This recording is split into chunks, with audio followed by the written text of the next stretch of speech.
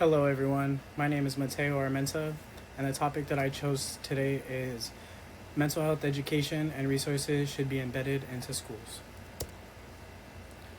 So, mental health and education and resources should be implemented into schools to help prevent youth suicide, educate students on mental health issues, as well as teach them coping skills and strengthen their social and emotional skills.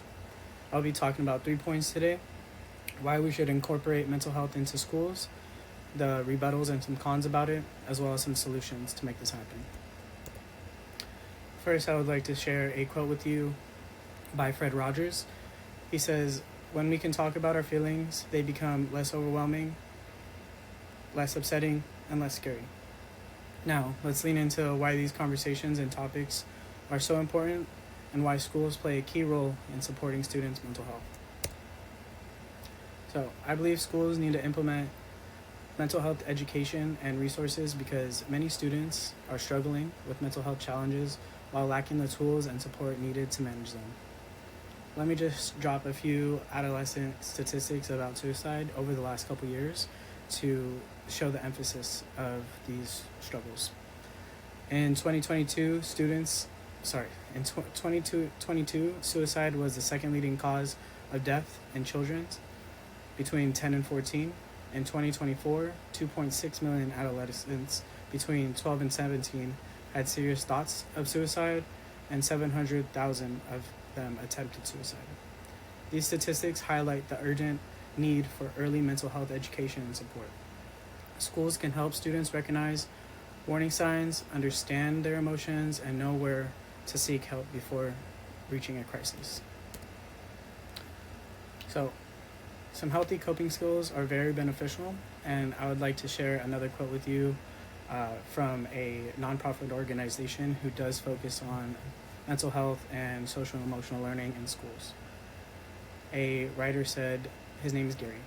"So there was this sudden pressure to improve children's test scores, and that led to reduction in summer vacations, longer school days, and more homework. It's not surprising that over the same period of time, there has been a continuous decline in children's freedom.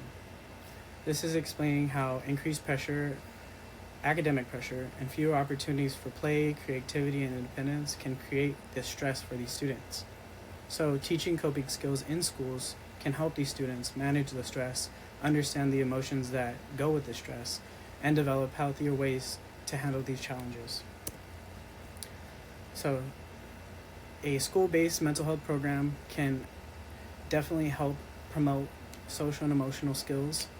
They can help develop self-awareness, empathy, communication, relationship building skills, and support their own personal growth and well-being. So here's the rebuttal. Although mental health education can benefit students, some people believe schools shouldn't be responsible for addressing mental health. It's important to look at those concerns and understand why schools still have a significant role. They also say that schools should not be responsible for this because teachers are not mental health professionals, and these conversations should only happen at home. So sort of like a taboo around it. So parents definitely play a big role in students' mental health and well-being. I believe it would be beneficial to involve the students in the decision making if they have a plan, such as a IEP, a 504 plan. These can accommodate to a student's on a personal level, and I feel like if they also talk with the student and help them create this plan, it would go a long way because they're hearing the student's point of view and putting that into a piece of paper. So this shows how parents and schools don't have to be the sole responsible for a child's mental health. They can rely on support systems and each other. So there are limited resources in schools, but that should not be a reason to remove it. There are definitely barriers that get in the way of contributing to schools having mental health professionals, which are there's not enough staffing coverage, there's inadequate funding, and there's not enough licensed professionals. So these challenges show that students need more support and resources to meet students' mental health, um, and that can be a negative. But I believe there should be more reason for funding to be put into that aspect. So now that we understand the problem, let's focus on some solutions and how schools can implement better support to students. So we can increase mental health professionals and services. We can also train teachers to be these teachers that are willing to get trained. They can get outsourced, and because they are the ones that are spending the most time with the students, they're able to understand them on a different level. So that can kill two birds with one stone. And it is important to know that when students do have these resources, 58% of the schools that have talked about this have shown a dramatic increase of students seeking mental health resources. So it's not that if the resources are there, they won't be used. If the resources are there, they will definitely be used. So we can also provide family education, such as parenting classes on mental health, as well as on-site therapy for families, because it's very hard to go and find a therapist because of maybe insurance issues or language barriers and these things. So if we implement these in schools, we can meet them where they're at. And it helps parents understand where the student is coming from if they're coming from a different cultural background. So we can also partner with different youth organizations, such as different sports teams around the neighborhood, some STEM opportunities.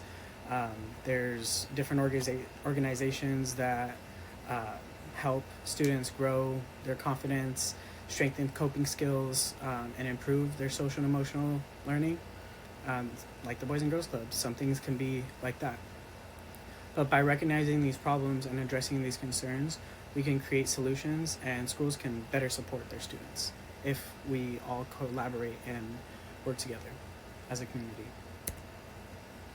So here are some programs that do work as of now. The PATHS program stands for Promoting Alternative Thinking Strategies. They are heavy on social and emotional skills. They are heavy on reducing aggression, better emotional regulation, and positive reinforcement. There's another program that is very much helpful and that does work. It's called the Mind Up program.